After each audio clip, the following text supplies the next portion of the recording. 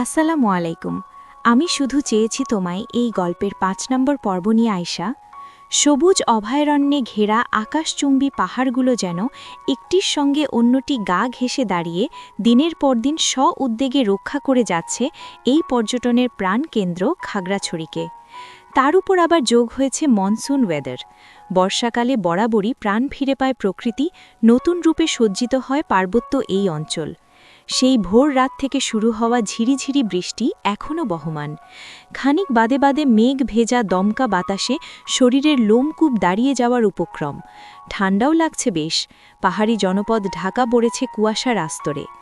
আবহাওয়াটা একদমই অনুকূলে নয়, তবে সদ্য যৌবনে পা রাখা একঝাঁক তরুণ তরুণীর নিকট এর চেয়ে থ্রিলিং আর অ্যাডভেঞ্চারাস বোধহয় আর কিছু নেই। ওদের শরীরে জাগ্রত হরমোন আর উত্তপ্ত টকবগে রক্ত যেন একটাই কথাই বলে বারংবার, জীবন তো একটাই, বাঁচতে হলে প্রাণ খুলে বাঁচো, যেইভাবে বাঁচলে এক জীবনে আর কোনো আফসোস থাকবে না। এরকম ঝিরিঝিরি বৃষ্টি আর প্রতিকূল আবহাওয়ার মাঝেই ঈশানীরা রিসর্টে এসে উঠেছে। যেহেতু ওরা সকলে এক রাত অতিবাহিত করবে এখানে, তাই সবার জন্য আলাদা আলাদা রুম বুক করা হয়েছে। সকাল সকাল খাগড়াছড়ি পৌঁছে সবাই মিলে এখানকার স্থানীয় স্বাদের খাবার দিয়ে নাশতা সেরে নিয়ে গিটারের টুংটাং আওয়াজ তুলে গান ধরেছে একই সুরে। শ্রাবণের মেঘগুলো জড়ো হলো আকাশে, অঝরে নামবে বুঝি শ্রাবণেই ঝরায়। আজ কেন মন উদাসী হয়ে দূর অজানায় চায় হারাতে। ঈশানীর ভালো লাগছিল না ওদের এসব হইচই, তাই ও একটু নিরিবিলি সময় পার করার উদ্দেশ্যে নিজের আর মৃণার জন্য বরাদ্দকৃত হোটেল রুমের বারান্দায় এসে দাঁড়াল। রুমের টানা বারান্দাগুলো সব পাশাপাশি, একটা থেকে আরেকটার দূরত্ব কয়েক সেন্টিমিটার মাত্র। তার উপর ছাদ খোলা, কোনোরূপ প্রাইভেসি নেই বললেই চলে। কর্তৃপক্ষের এই কেমন সিদ্ধান্ত বুঝে উঠতে পারল না ঈশানী। অগত্যায় ঠোঁট উল্টে এদিক ওদিক চোখ ঘোরাল শুধু। ঠিক এমন সময় ওর পাশের টানা বারান্দায় এসে হাজির হলে জিসান। ঈশানী তখনও আলগোছে হাত বাড়িয়ে রেখেছিল ঝিরিঝিরি বৃষ্টিতে। জিসান ওকে দেখতে পেয়ে একটু গলা খাকড়ি দিয়ে বলে উঠল, কি মিস সাহসী, রেডি তো? সবার খাওয়া শেষ হলেই হাইকিংয়ে বের হব আমরা। জিসানের কথায় প্রত্যুত্তর করল না ঈশানী, কারণ তখন বাসিম রিনার মুখ থেকে নিজের আর জিসানের ভুল সম্পর্কের সমীকরণ শোনার পর থেকেই জিসানের উপর মেজাজটা চড়াও হয়ে আছে ওর। ঈশানী চুপচাপ নির্লিপ্ত মুখ সামনে তাকিয়ে আছে দেখে জিসান পুনরায় বলে ওঠে, ভয় পাচ্ছিস কেন? আরে আমি তো আছি তোকে প্রোটেক্ট করার জন্য। এবার আর চুপ থাকতে পারল না ঈশানী। এতক্ষণ ধরে ভেতরে পুষিয়ে রাখা রাগটা হুট করেই উগড়ে বেরিয়ে এলো মুখ থেকে। তৎক্ষণাৎ জিসানের দিকে ঝাঝালো দৃষ্টি নিক্ষেপ করে ঈশানী বলে উঠল, কতবার বলেছি তোকে জিসান, নিজের খেয়াল নিজে রাখতে পারি আমি। আর না তো আমি একটা ছোট বাচ্চা, আমাকে বোকা আর সরল ভাবাটা এবার বন্ধ কর। আজকের ট্রিপে যদি তুই সবার সামনে আমাকে এক্সট্রা কেয়ার দেখানোর ট্রাই করিস কিংবা আমার আশেপাশেও আসিস, তাহলে তোর আর আমার বন্ধুত্ব এখানেই খতম। এক নিঃশ্বাসে কথাগুলো বলে গটগটিয়ে বারান্দা ছেড়ে রুমের ভেতরে চলে গেল ঈশানী। ওদিকে ঈশানী চলে যেতেই জিসান একা একাই বিড়বিড় করে উঠল, যা বাবা, কি করলাম আমি? আমার সাথে একটু বেশিই রাগ দেখাস তুই ঈশা, ইটস নট ফেয়ার। অবশেষে সকলের মতামতের উপর ভিত্তি করে লোকালয় থেকে অনেকটা দূরে, যেখানে গিয়ে মেঘ আরা পর্বতমালা একত্রে মিলিত হয়েছে, যেখান থেকে প্রকৃতির নিয়মে মেঘের কোল ঘেঁষে তুফানের গতিতে ঝড়ঝরিয়ে রিচাং ঝর্ণা নেমে আসে, ঠিক তার উল্টো দিকের একটা নাম না জানা নির্জন পাহাড়ে হাইকিং করার সিদ্ধান্ত নিল ওরা। প্রথম দিকে মেলা একটু দোনমনো করছিল, কারণ একই তো কয়েকদিন ধরে টানা বৃষ্টি হচ্ছে। তার উপর এই জায়গাটাতে সারা বছরেও দু একবার মানুষের পা পড়ে কিনা সন্দেহ। কিন্তু সঙ্গে আসা বেশিরভাগ জনই গোড় ধরে বসেছে, তারা এই ভয়ঙ্কর রকম উঁচু আর পিছলি পাহাড়েই উঠবে, তাতে যত বেলা আর যত পেরেশানি হয় হোক। অগত্যায় যাদের দল ভারী তারাই বিজয়ী হল। লোকচক্ষুর একদম আড়ালে শুনশান জঙ্গলে ঘেরা একটা পাহাড়, ফকফকে দিনের আলোতেও কেমন চারিদিক ঘুটঘুটে আঁধারে ছেয়ে আছে, অথচ সবাই কিনা হৈ হৈ করে তল্পিতপাল গুছিয়ে প্রয়োজন মতো জিনিস আর লাঠি নিয়ে সেই জঙ্গলে ঘেরা অজানা পাহাড়েই ওঠার প্রস্তুতি নিচ্ছে। স্থানীয় পাহাড়িরা দেখতে পেলে হয়তো ওদের যাত্রাপথে কড়া করে নিষেধাজ্ঞা আরোপ করে সেখানেই থামিয়ে দিত, কিন্তু ভাগ্য ভালো তেমন কিছুই হয়নি, বরং ধাপে ধাপে সারাদিন একটু একটু করে বেয়ে উঠতে উঠতে শেষমেশ গোধূলি বেলায় গিয়ে পৌঁছালো ওরা নাম না জানা এই জঙ্গলি পাহাড়ের একেবারে চূড়ায়। আবহাওয়া তখন ভীষণ খারাপ, সারা সারাদিন পাহাড় বেয়ে ক্লান্ত সকলে, শরীরে একরত্তির শক্তি অবশিষ্ট নেই কারোরই, অথচ এখন আবার রাত নেমে আসার আগেই এই পাহাড় থেকে বেয়ে নামতে হবে। এটা অনেক বেশি চ্যালেঞ্জিং ওদের সবার জন্য, কারণ এই মুহূর্তে সবাই ভীষণ ক্ষুধার্ত। পাহাড়ের চূড়ায় উঠে যে যার মতো কাদা মাটির উপর শরীর ছেড়ে দিয়ে বসে বসে হাঁপাচ্ছে। সবার সাথে সাথে ঈশানীও বেশ ক্লান্ত হয়ে পড়েছে। এখানে আসার আগে ঈশানীর দেওয়া কড়া হুমকি স্বরূপ জিসান ওর ধারে কাছে আসার সাহস পায়নি, আর এখনও আসছে না, যার ফলে ঈশানীর মাঝে অস্থিতিটাও কম লাগছে। সারা দিন এত পরিশ্রম করে শরীরের রন্ধ্রে রন্ধ্রে তীব্র ব্যথা ছড়িয়ে পড়েছে ওর। হুট করে এত উঁচুতে ওঠায় বমিও পাচ্ছে খুব, তবুও মনটা ভীষণ ফুরফুরে হয়ে আছে, যার দরুন একা একাই বসে নিজের হাত পায়ের কাটা ছেঁড়াগুলো খুঁটিয়ে দেখছে ঈশানী। পাহাড়ের ধারালো পিছলি পাথরের আঘাতে শরীরের অনেক জায়গা কেটে গিয়েছে ওর, সেগুলো থেকে হালকা রক্তও বেরিয়ে আসছে, কিন্তু সেই রক্ত চোখে পড়ার আগেই ঝুম বৃষ্টির পানিতে ধুয়ে মুছে আড়াল হয়ে যাচ্ছে মুহূর্তেই। ওদিকে দু হাতের ওপর ভর করে বসে শরীরটা পেছনের দিকে এলিয়ে দিয়ে ওদের টিম লিডারের উদ্দেশ্যে জিসান বলে ওঠে, ভাই, সামনের পাহাড়টা দেখেছেন? ইটস হিউজ, ওটা ক্লাইম্ব করলে কেমন হয়? টিম লিডার তাসকিন ভাই জিসানের দৃষ্টি অনুসরণ করলেন এবং তৎক্ষণাৎ ভোর আপত্তি জানিয়ে বলে উঠলেন, অসম্ভব, ওই দিকে যাওয়ার অনুমতি নেই, সরকারের কড়া নিষেধাজ্ঞা রয়েছে। এমনকি ওই জঙ্গলের সামনের রাস্তা দিয়েও কোনো ধরনের গাড়ি ঘোড়া চলাচল সম্পূর্ণ নিষেধ। সবসময় সেনাবাহিনীরা কড়া পাহারায় থাকে ওই রাস্তায়। আই থিঙ্ক এই পাহাড়টা ক্লাইম্ব করাও আমাদের একটু বেশিই বাড়াবাড়ি হয়ে গেছে।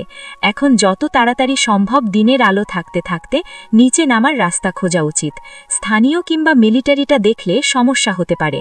তাছাড়া আকাশের অবস্থাও ভালো নয়, যখন তখন ঝড় উঠবে। আমাদের আর বিশ্রাম না নিয়ে শীঘ্রই নিচে নামার রাস্তা খোঁজা উচিত। ট্যুরিস্ট এরিয়া, অথচ সরকার এভাবে যেখানে সেখানে নিষেধাজ্ঞা জারি করে রেখেছে। আশ্চর্য! সামনে যে বিশাল জঙ্গলটা দেখছো, আই থিঙ্ক এটা ট্যুরিস্ট এরিয়া নয়। তাহলে তাসকিন ভাইয়ের রহস্যজনক কথায় একযোগে প্রশ্ন ছুড়ল সকলে। সবার প্রশ্নের তোপে পড়ে তিনি গভীর ভাবনায় পড়ে গেলেন। অতপর কিছুক্ষণ চিন্তা করে বলে উঠলেন, ওই জঙ্গলে কি আছে সেটা আমিও জানি না, তবে ভয়ঙ্কর কিছু আছে তা নিশ্চিত, কারণ স্থানীয়রা কেউ ওই জঙ্গলে ভুলেও পা রাখে না। এর আগে ওই জঙ্গলে কোনো সাধারণ মানুষ গিয়ে আর ফিরে আসার রেকর্ড পাওয়া যায়নি। মেয়েদের ক্ষেত্রে যদিও বা ফিরে এসেছে কখনো কখনো, তবে তার সর্বস্ব হারানোর পরে। Do you guys understand what I mean? আপনি বলতে চাইছেন ভূতপ্রেত কিংবা ভ্যাম্পায়ার টাইপ কিছু, এগুলো কি আদৌ এক্সিস্ট করে? বৃষ্টির মাঝে হুট করে পেছন থেকে ভেসে আসা এক ঋণঋণে নারী কণ্ঠ শুনতে পেয়ে পেছনে চাইলেন তাসকিন ভাই। দেখলেন গ্রুপের সবচেয়ে চুপচাপ নীল চোখের মেয়েটা তার দিকে প্রশ্নসূচক দৃষ্টিতে চেয়ে আছে। তাসকিন ভাই কিছুক্ষণ অবাক নজরে মেয়েটাকে পরখ করে কিঞ্চিত হাসি উপহার দিয়ে জানালেন, আই ডোন্ট নো। যেহেতু তাসকিন ভাইয়ের কথায় সবাই মোটামুটি স্তব্ধ, তাই এই পর্যায়ে জিসান তাড়াহুড়ো করে উঠে যেতে যেতে বলল, তাড়াতাড়ি করো গাইজ, আকাশ কালো করেছে, ঝড় আসতে চলেছে, আমাদের যত দ্রুত সম্ভব নিচে পৌঁছাতে হবে। জিসানের কথার পাছে মৃণা অসহায় স্বরে বলল, সে যতই তাড়াহুড়ো করো না কেন, এই পিচ্ছিল পাহাড় বেয়ে নামতে নামতে মিনিমাম 2-3 ঘন্টা তো লাগবেই, তার মানে আমরা ঝড়ের কবলে পড়ব নিশ্চিত। ওদের কথার মাঝে তাসকিন ভাইও এবার শরীরের ক্লান্তি ঝরিয়ে উঠে দাঁড়ালেন। অতপর তাড়াহুড়ো করে ক্লাইম্বিংয়ের সরঞ্জামগুলো হাতে তুলে নিয়ে বললেন, লেটস গো গাইজ, এখানে আর অপেক্ষা করাটা ঠিক হবে না। সবাই যখন একে একে সাবধানে সরু পাথরের স্তরগুলো বেয়ে নেমে যাচ্ছিল, ঈশানী তখনও সবার পেছনে। তাই জিসান নামতে নামতেই ঈশানীকে উদ্দেশ্য করে বলে উঠল, হাত ধরব? এতক্ষণে প্রকাণ্ড ঝড় শুরু হয়ে গিয়েছে, যে যার সুবিধা মতো নেমে যাচ্ছে। ঈশানী সবার পেছনে। ওঠার সময় যতটা না সহজ মনে হয়েছে, নামার সময় তার চেয়ে দ্বিগুণ ভয় করছে ওর। ভুলবশত নিচের দিকে চাইলেই কেমন কলিজা শুকিয়ে আসছে। এমতাবস্থায় জিসানের আচানক প্রশ্নে ঈশানী চোখ দিয়ে কিছু একটা ইশারা করে জবাব দিল, তোর পায়ের নিচের পাথরটা কাঁপছে, চেয়ে দেখ। ঈশানীর কথা মতো জিসান চেয়ে দেখল, সত্যিই তো, পাথরটা ভীষণ কাঁপছে, এক্ষুনি গড়িয়ে পড়ল বলে। তাই এবার আর কোনো দিকে খেয়াল দিল না জিসান, বরং তাড়াহুড়ো করে সুবিধা মতো নিচে নেমে যেতে লাগল আপন গতিতে। কিন্তু জিসানকে সাবধান করতে গিয়ে এই ঝড় তুফানের মাঝে কখন যে ঈশানী নিজেই ভুল পাথরে পা দিয়ে পিচ্ছিল খেয়ে সোজা পাহাড়ের উল্টো দিকে গড়িয়ে পড়েছে, সেই হদিশার কেউ রাখেনি। পড়ে যাওয়ার সময় শরীরের সর্বশক্তি প্রয়োগ করে চিৎকার দিয়ে উঠেছিল ঈশানী, কিন্তু প্রচণ্ড জোরে বাজ পড়ার আওয়াজে সেই চিৎকার কারোরই কর্ণকুহর অবধি পৌঁছায়নি তখন।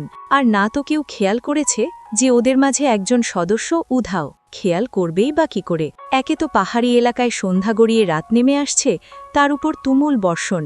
সবাই তাড়াহুড়ো করে নিচে নামায় ব্যস্ত। অগত্যায় যে যার প্রাণ হাতে নিয়ে ঈশানীকে ছাড়াই পর্বতের চূড়া থেকে ধীরে ধীরে সমতলের দিকে নেমে গেল সবাই। আর সেই ভীত হরিণী স্বল্পভাষী নীল চোখের মেয়েটা গড়িয়ে পড়ে গেল একেবারে পাহাড়ের খাদে, খাগড়াছড়ির সেই নিষিদ্ধ জঙ্গলের দোরগোড়ায়। গধূলিবেলা পেরিয়ে সন্ধ্যা রাতের পর্দা টেনে দিয়েছে দিবালক। ধূসর মেঘে ছেয়ে আছে বিস্তৃত আকাশ, যেন এক ঝাঁক বুনো মহিষের পাল।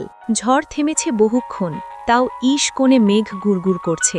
আষাঢ়িয়া মৌসুম তার বর্ষণের তাণ্ডবে এখনও ইতি টানেনি, তা বেশ ভালো মতোই ঠাউর করা যাচ্ছে।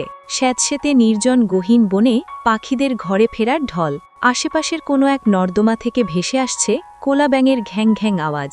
ওদিকে পাখিদের কিচিরমিচির আওয়াজে কানের পর্দায় তালা লেগে যাওয়ার উপক্রম হচ্ছে। এমতাবস্থায় অদূরে একটা বিকট আওয়াজে মুহূর্তের মধ্যে সব কিছু কেমন থমকে গেল।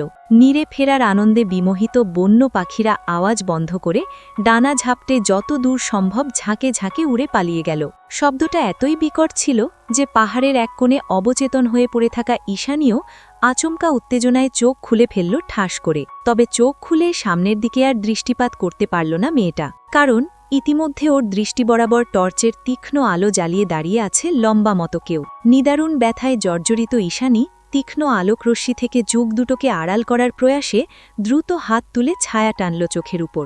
অতপর ভাবতে শুরু করল ও আসলে কোথায়, আর সামনে ফ্ল্যাশ হাতে দাঁড়িয়ে থাকা ওই দীর্ঘদেহী মানবটাই বা কে? লোকটা এখনও একইভাবে দাঁড়িয়ে আছে।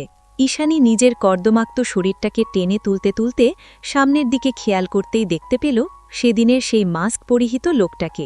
এভাবে জঙ্গলের মধ্যে হুট করেই কাউকে দেখে চেনা সম্ভব নয়, কিন্তু ওই আকর্ষণীয় পিয়ার্সিং করানো ভ্রু আর ধূসর বাদামি চোখ দুটো একদম তীরের ফলার মতোই গেথে আছে ঈশানীর মানসপটে, যার দরুন চিনতে একটুও অসুবিধা হয়নি ওর।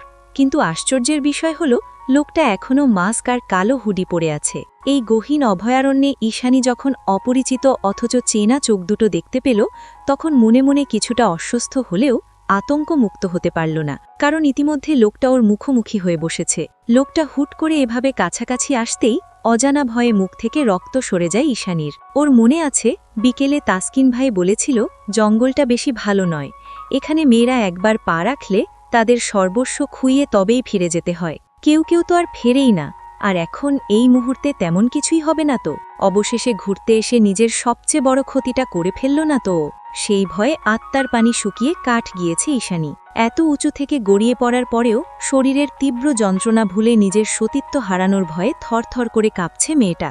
নিজের দুহাত বুকের উপর আড়াআড়িভাবে রেখে শুষ্ক একটা ঢোক গিলে লোকটার উদ্দেশ্যে কাঁপা কাঁপা গলায় বলে ওঠে, আমার এত বড় ক্ষতি করবেন না, আপনার পায়ে পড়ি। এরকম কিছু হয়ে গেলে মৃত্যু ছাড়া আমার আর কোনো পথ থাকবে না। প্লিজ ছেড়ে দিন, আমাকে সাহায্য করুন। ঈশানীর করুণ কণ্ঠে জানানো কাকুতি মিনতি কানে নিল না লোকটা। উল্টো নিজের পুরুষালী খড়খড়ে হাতটা ঈশানীর পিঠের দিকে নিয়ে আচমকা ঢুকিয়ে দিল ওর জামার মধ্যে। তৎক্ষণাৎ গগন কাঁপিয়ে চিৎকার দিয়ে উঠল ঈশানী, বিধিবাম! এই চিৎকার শোনার মতো মানুষ তো দূরে থাক, একটা জন্তু জানোয়ারও নেই আশেপাশে। ছেড়ে দিন দয়া করে, এটা করবেন না। লোকটা কয়েক সেকেন্ডের মাথায় নিজের হাতটা আবারও ঈশানীর শরীর থেকে বের করে এনে ওর চোখের সামনে ধরল। নিজ শরীর থেকে লোকটার হাতের স্পর্শ সরে যেতে পিটপিট করে চোখ খুলল ঈশানী। চোখ খোলার সঙ্গে সঙ্গে ফ্ল্যাশ লাইটের ধবধবে আলোয় দেখতে পেল তার হাতের তালুতে একটা তেলতেলে জীবন্ত জোক, যা দেখে গা গুলিয়ে উঠল ঈশানী। ও তড়িৎ গতিতে অন্যদিকে তাকিয়ে চোখ মুখ খিচে বলে উঠল, ওটাকে সরান প্লিজ, আমার বমি পাচ্ছে। লোকটা তাই করল। অতপর টিস্যু দিয়ে হাত মুছতে মুছতে গম্ভীর আওয়াজে বলল, এখানে কি করছো? লোকটার রাশভারী আওয়াজে যেন হৃদয় কেঁপে উঠল ঈশানীর। একে তো গভীর হাসকি স্বর, তার উপর প্রথমবারেই কেউ কাউকে তুমি করে ডাকতে পারে। কথার ধরন শুনে মনে হচ্ছে যেন পুরো দুনিয়ায় অবাধ কর্তৃত্ব রয়েছে তার। He is the only one. Ishani চুপ করে ভ্রু কুচকে এক ধ্যানে তাকিয়ে আছে। দেখে লোকটা এবার আস্তে করে উঠে চলে যায়। লোকটা ওকে রেখে চলে যাচ্ছে ব্যাপারটা বোধগম্য হতেই ঈশানী দ্রুত উঠে পড়ে। খুঁড়িয়ে খুঁড়িয়ে লোকটার পেছন পেছন হাঁটতে হাঁটতে বলে, পাহাড়ে এসেছিলাম বন্ধুদের সাথে হাইকিংয়ে। কেমন বন্ধু তোমার, এভাবে ফেলে চলে গেল? লোকটার কথায় ভীষণ তিক্ততা, যেন ভালো করে কথা বলা তার ডিকশনারিতেই নেই। তবু আপাতত এই তিক্তভাষী লোকটাই লোকালয়ে ফেরার একমাত্র ভরসা, তাই বাধ্য মেয়ের মতোই নিচু গলায় জবাব দিল ঈশানী। আসলেও ওদের কোনো দোষ নেই, আমি ক্লাইম্ব করতে গিয়ে খাদে পড়ে গিয়েছি। লোকটা সামনে এগিয়ে যেতে যেতে বলল, সরকারের নিষেধাজ্ঞা আছে তা জানা সত্ত্বেও তোমাদের এদিকটায় আসা একদম উচিত হয়নি। তা ঠিক। কথা বলার এই পর্যায়ে ওরা এসে থামল একটা কালো জিপের সামনে। এই গহীন জঙ্গলে জিপ, তার উপর জঙ্গলের মধ্যে সরু রাস্তা, যা দেখে এই মুহূর্তে ঈশানীর চোখ কপালে। ফলস্বরূপ নিজের কথার খেই হারিয়ে অস্ফুটে ঈশানী বলে ওঠে, এটা কি করে সম্ভব? এই পরিত্যক্ত জঙ্গলে এমন রাস্তা কে বানালো? অবিশ্বাস্য। লোকটা জবাব দিল না, বরং এগিয়ে গিয়ে উঠে বসল জিপে। ঈশানী তখনও সেখানে ঠাঁয়ে দাঁড়িয়ে, সংকোচ আর দ্বিধায় জর্জরিত সে। জিপ স্টার্ট দিতে দিতে নিজের পিয়ার্সিং করা ভ্রুটা তীরের ছিলার মতো উছিয়ে বলে উঠল, তোমাকে কি ইনভাইট করে এনে তারপর বসাতে হবে? লোকটার অকস্মাৎ তিরস্কারে দ্রুত এগিয়ে এসে জিপে চেপে বসল ঈশানী। অতঃপর সিট বেল্টটা লাগাতে লাগাতে শুধালো, আমি তো আমার ঠিকানা বলিনি, তাহলে কোথায় নিয়ে যাচ্ছেন আপনি আমায়? আবার সেই অনুভূতিহীন তীক্ষ্ণ চাহনি, ধূসর চোখজোড়া মাদকাবিষ্ট, যেন এই চোখে তাকালে এক্ষুনি ঝড় উঠবে বক্ষপিঞ্জরে, শুরু হয়ে যাবে হৃদয়ের সেই নীল ব্যথা। এভাবে হুঠাৎ প্রশ্ন করার দায়ে লোকটা তার চোখ দিয়েই যেন হুকুমেশ্বরে গর্জে উঠল মাত্র। কেমন বরফের মতো নির্জীব আর শূন্য সেই দৃষ্টি। জিপের ফ্ল্যাশের স্পষ্ট আলোয় সেই শূন্য চোখে তাকিয়ে থাকা বড়ই মুশকিল আর বেদনাদায়ক। অগত্যায় চোখ নামিয়ে শুষ্ক একটা ঢোক গেলে ঈশানী চোখ নামিয়ে নিলে লোকটা জঙ্গলের আঁকাবাঁকা রাস্তায় গাড়ির টার্ন ঘোরাতে ঘোরাতে বলল, এই রাতের বেলা জঙ্গল ছাপিয়ে লোকালয়ে পৌঁছনো সম্ভব নয়, রাস্তাঘাট কর্দমাক্ত হয়ে আছে, তাই আপাতত আমার বাড়িতে যাচ্ছ তুমি। ঈশানী আর আগ বাড়িয়ে কিছু জিজ্ঞেস করল না, আসলেও জিজ্ঞেস করার অবস্থাতেই নেই। সমস্ত শরীর কাদা পানিতে প্যাচ প্যাচ করছে ওর। পাহাড় থেকে পড়ে যাওয়ার কারণে বন বিছুটিতে লেগে শরীরের ভেতরের কাটাছেঁড়া জায়গাগুলোতে নোংরা পানি লেগে বারুদের মতো জ্বলে উঠছে ক্ষণে ক্ষণে। এরকম নোংরা ভেজা জামাকাপড় পরে থাকলে নির্ঘাত আজ হাতেই নিউমোনিয়া, ডায়রিয়া সব একসাথে শুরু হবে। ঈশানী সেই তখন থেকে মোচড়ামুচড়ি করে যাচ্ছে, তা দেখে মাস্ক পরিহিত লোকটা হুট করেই হার্ড ব্রেক কষল জিপে। অকস্মাৎ গাড়ি থেমে যাওয়ায় ঈশানী এবার প্রশ্নসূচক দৃষ্টি নিক্ষেপ করল লোকটার পানে। তবে সে চাইল না ঈশানীর সেই প্রশ্নসূচক দৃষ্টি পানে, বরং একটানে নিজের পরিহিত কালো হুডির চেইনটা খুলে সেটাকে ঈশানীর দিকে বাড়িয়ে দিয়ে বলল, চেঞ্জ করে নাও, আই থিঙ্ক এটা তোমাকে খুব ভালোভাবে কাভার করে ফেলবে। এই মুহূর্তে লোকটা ঈশানীকে ওর সবথেকে প্রয়োজনীয় জিনিসটা অফার করলেও তাতে কোনোরূপ ধ্যান নেই ঈশানীর। ও তো স্রেফ তাকিয়ে আছে ওই ব্ল্যাক কার্গো প্যান্ট আর ব্ল্যাক স্কিনি স্যান্ডো গেঞ্জি পরিহিত সুঠাম দেহি অচেনা লোকটার দিকে। লোকটার চওড়া দেহ, ঢেউ খেলানো দক্ষস্থল, 8 প্যাক অ্যাবস সব কিছুই জিপের সফেদ আলোতে স্পষ্ট দৃশ্যমান। এভাবে একটা পুরুষকে এতটা খুঁটিয়ে খুঁটিয়ে বোধহয় এই প্রথম পর্যবেক্ষণ করল ঈশানী। লোকটার শারীরিক গঠন এতটা নজরকাড়া যে হুট করে ঈশানীর অযাচিত মন বলছে, আচ্ছা ওনার চেহারাটা দেখতে কেমন? নিশ্চয়ই খুব সুদর্শন। আচ্ছা উনি কি সত্যিই কোনো সুপারস্টার নাকি আলফাম্যান? Excuse me. লোকটার রাশভারী আওয়াজে ধ্যান ভঙ্গ হয় ঈশানীর। ভ্রম কেটে যেতেই মুহূর্তের মধ্যে নিজের কর্মকাণ্ডে লজ্জিত হয়ে ঈশানী মনে মনে কয়েক ঘাত চপেটাঘাত লাগিয়ে দিল নিজেরই গালে। কি নির্লজ্জের মতো তাকিয়েছিল ও এতক্ষণ, মনে হয় জীবনে সুদর্শন পুরুষ দেখেনি আর। ও যে এতক্ষণ লোকটাকে একধানে পর্যবেক্ষণ করছিল, ব্যাপারটা চাপা দেওয়ার জন্য দ্রুত হস্তে হুডিটা গ্রহণ করল ঈশানী। অতঃপর নিনমিনিয়ে শুধালো, এখানেই? লোকটা জিপ থেকে নেমে পেছনের দিকে এগিয়ে যেতে যেতে বলল, হ্যাঁ এখানেই। চেনা নেই, জানা নেই, হুট করেই একটা লোকে পরিহিত জামা গায়ে চড়ানো, ব্যাপারটাতে অস্বস্তি হওয়ার কথা ঈশানীর, কিন্তু তেমন কিছুই দেখা গেল না ওর মাঝে। উল্টে পেছনের দিকে একটু উকি দিয়ে দেখতে পেল লোকটা সত্যিই অন্যদিকে ঘুরে দাঁড়িয়ে আছে, যা দেখে বড়সড় একটা স্বস্তির নিঃশ্বাস ছেড়ে দ্রুত চেঞ্জ করে নিল ঈশানী। হুডিটা গায়ে চড়ানোর সঙ্গে সঙ্গে একটা পুরুষালী কোলনের মাদকীয় সুগাস একেবারে নাক ছাপিয়ে হৃদয়ে গিয়ে ধাক্কা খেল ওর। নামি দামি বিদেশি ব্র্যান্ডের ডার্ক স্মেলযুক্ত কোনো পারফিউম, তার সাথে মিলিত হয়েছে পুরুষালী শরীরের একটা ওয়াইল্ড মাদকীয় সুঘ্রাণ। দুটো মিলেমিশে একাকার হয়ে নাকে লাগতেই কেমন একটা ব্যাড বয় ভাইব দিচ্ছে। এমন ঘোর লাগা কৃত্রিম পুরুষালী কোলনের সঙ্গে পরিচিত নয় ঈশানী, যার ফলে কলারের কাছটা টেনে মুখের কাছে এনে আরও একবার নাক টেনে ঘ্রাণ নিল। সঙ্গে সঙ্গে আবারও নেশাগ্রস্তদের মতোই ঘোর লেগে এলো দু চোখে। এটা আদতে কি পারফিউম জানা নেই ঈশানীর, তবে এই পুরুষালী সুঘ্রাণটা নেশার মতোই হুডিটার দিকে খুব করে টানছে ওকে। ব্যাপারটা ভীষণ অস্বস্তিকর। কেন হুট করে এই লোকটার সবকিছু এত আকর্ষণীয় লাগছে দুচোখে জানা নেই ঈশানীর। তবে এই অযাচিত প্রশ্নের উত্তর খোঁজার উপযুক্ত সময় এটা নয়।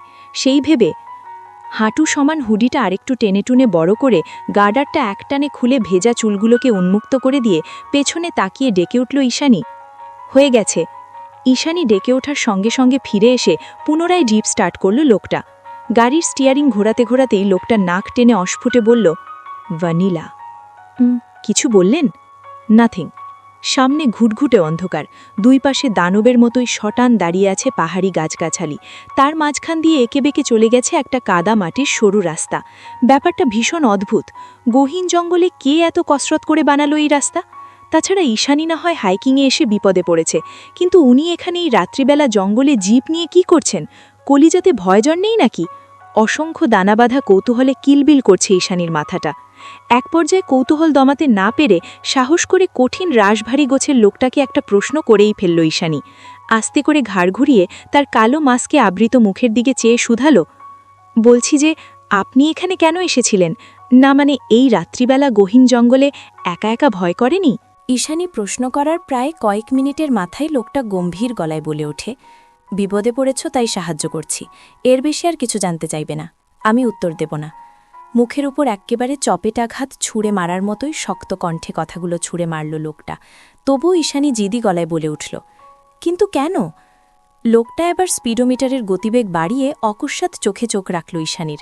অতঃপর অনুভূতিহীন ডমিনেটিং হাস্কি কণ্ঠে বলল, কারণ আমি কাউকে কৈফিয়ত দিই না, আর তোমাকেও দেব না, তাই অযথা প্রশ্ন না করে নিজের মুখটা এখনই বন্ধ করো। লোকটা ভীষণ কাঠখোট্টা, কথার পারদে পারদে অহংকার আর কর্তৃত্ব। আগাগোড়া দেখতে যতটা না সুদর্শন আর লম্বা, কথার টোন তার থেকেও বেশি ধারালো আর তিক্ত। এক কথায় নির্দয় লোক, অথচ সেই দেখা হয়েছে থেকে এই নির্দয় লোকটার প্রতি এক অযাচিত অনাকাঙ্ক্ষিত দুর্বলতা আর আকর্ষণ অনুভব করছে ঈশানী। কিছুতেই তাকে ভালো লাগার কোঠা থেকে সরানো যাচ্ছে না। কি একটা অসহনীয় অনুভূতি, বলে বোঝানোর নয়। তবে তার মাত্র বলা কড়া কথাগুলো ভীষণ মানে লেগেছে ঈশানীর। তাই তো আর কোনোরূপ প্রশ্ন করার আগ্রহ না দেখিয়ে চুপচাপ চোখ নামিয়ে নিল। লোকটার পরনে ব্ল্যাক স্যান্ডো গেঞ্জি আর অসংখ্য পকেটওয়ালা কার্গো প্যান্ট, যার দরুন তার দুবাহু পুরোপুরি উন্মুক্ত। চোখ দুটো নিচে নামাতেই চলন্ত জিপের আলেতে ঈশানী খেয়াল করল, লোকটা যে হাতে সৌন্দর্যবর্ধক মেটালিক ব্রেসলেট পরেছে, ঠিক সেই হাতের বাহু থেকে কবজি পর্যন্ত আবৃত করে আছে কিছু হিজিবিজি অঙ্কিত কালচে ট্যাটু। ট্যাটুর একেবারে শেষ মাথায় সাপের মতো কিছু একটা আঁকা, যেখানে গুটি গুটি ইংরেজি অক্ষরে লেখা পাইথান। পাইথান মানে তো ভয়ঙ্কর এক ধরনের মানুষ খেকো সাপ। তাহলে উনি এটা হাতে কেন লিখেছেন? আশ্চর্য। ঈশানীর মনের প্রশ্ন মনেই ধামাচাপা পড়ে গেল, কারণ ততক্ষণে লোকটা গাছের মাথায় সুনিপুণভাবে তৈরি করা একটা টং ঘরের সামনে এসে জিপ থামিয়েছে। সেখান থেকে হারিকেনের টিমটিমে রোশনাই ভেসে আসছে একেবারে জমিন পর্যন্ত। মাথার ওপরে এমন কাঠের তৈরি সুন্দর তকতকে ঘর দেখে আরও এক দফা হতবাক হল ঈশানী।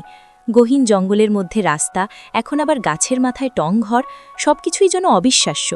ঈশানীরও খানিকক্ষণ সময় লাগল নিজেকে এটা বোঝাতে যে এসব কিছুই স্বপ্ন নয়, সব সত্যি। গাড়ি থামিয়ে দু কানে এয়ারপড লাগিয়ে মোয়ের দিকে এগিয়ে যেতে যেতে লোকটা ডাকল ঈশানীকে, চলে এসো। কোনো মতে হুডিটা টেনে টুনে এক হাত বলিয়ে গাড়ি থেকে নামল ঈশানী, কিন্তু হাঁটতে আর পারল না। সারাদিনের ক্ষুধার্ত শরীর, তার উপর এত বড় একটা অ্যাক্সিডেন্ট, যার দরুন গাড়ি থেকে নেমে দাঁড়াতেই পা দুটো প্রচণ্ড ব্যথায় টনটন করে উঠল ওর। কিন্তু ঈশানী নিজের এই দুর্বলতার কথা কিছুতেই লোকটার সামনে স্বীকার করতে নারাজ। তাই গাড়িতে হেলান দিয়ে দাঁড়িয়ে অবিশ্বাসের সুরে ঈশানী বলে ওঠে, আচ্ছা এত বড় টংঘরটা কার? কেই বা বানিয়েছে? লোকটা ইতিমধ্যে কয়েক সিঁড়ি উঠে গিয়েছিল, কিন্তু ঈশানীকে হঠাৎ দাঁড়িয়ে পড়তে দেখে পুনরায় নিচে নেমে এসে বলল, আপাতত আমার ঘর, এখন ওপরে চলো। ঈশানী জবাব দেয় না, এক পাও সামনে বাড়ায় না, চুপচাপ শুধু অসহায় মুখে দাঁড়িয়ে থাকে। ঈশানী এখনও দাঁড়িয়ে আছে, তার কথা শুনছে না। ব্যাপারটা বোধগম্য হতেই চোখের রং পাল্টে গেল লোকটার। অগত্যাই পেছনে ঘুরে কঠিন গলায় সে বলল, ওকে ফাইন, না গেলে দাঁড়িয়ে থাকো এখানে, এসব নাটক দেখার সময় নেই আমার, আমি গেলাম। আসলে আমি পায়ে খুব ব্যথা অনুভব করছি, হাঁটতে পারছি না। লোকটা এভাবে ফেলে চলে যাচ্ছে দেখে আত্মসম্মানের মাথা খেয়ে আগ বাড়িয়ে কথাটা বলে উঠল ঈশানী, এই গহীন জঙ্গলে একা একা রাত্রি যাপন করার চেয়ে পছন্দের এই অচেনা পুরুষের কাছে একটু ছোট হওয়া ঢের ভালো, সেই ভেবেই কথাটা বলা। ওদিকে পেছন থেকে ভেসে আসা রিনরিনে অপারগ আওয়াজটা শুনতে পেয়ে আবারও ঘাড় ঘোরালো লোকটা। অতঃপর 2 কদম পিছিয়ে এসে কোনো কিছু না বলেই ঈশানীকে কিংকর্তব্য বিমূঢ় বানিয়ে দিয়ে অকস্মাৎ ঝড়ের গতিতে ওকে কাঁধে তুলে নিয়ে মই বেয়ে ওপরে উঠতে শুরু করে সে। জীবনে প্রথম কোনো পুরুষ ঈশানীকে ছুঁয়েছে, তাও এতটা কাছ থেকে এতটা শক্তভাবে। বিষয়টা ভাবলেই ঈশানীর দম বন্ধ হয়ে আসছে। না চাইতেই তলপেটটা কেমন গুড়গুড় করে উঠছে। এভাবে হুট করে কোমর চেপে ধরে কাঁধে তুলে নেওয়ার কি দরকার ছিল বুঝে আসলো না ঈশানীর। লোকটা বেশি ডমিনেটিং যেন। অনুরোধ, জিজ্ঞাসা, অনুমতি এসব তার ধাঁচে নেই একদমই। কেমন একটা লাগামহীন বেপরোয়া আচরণ তার।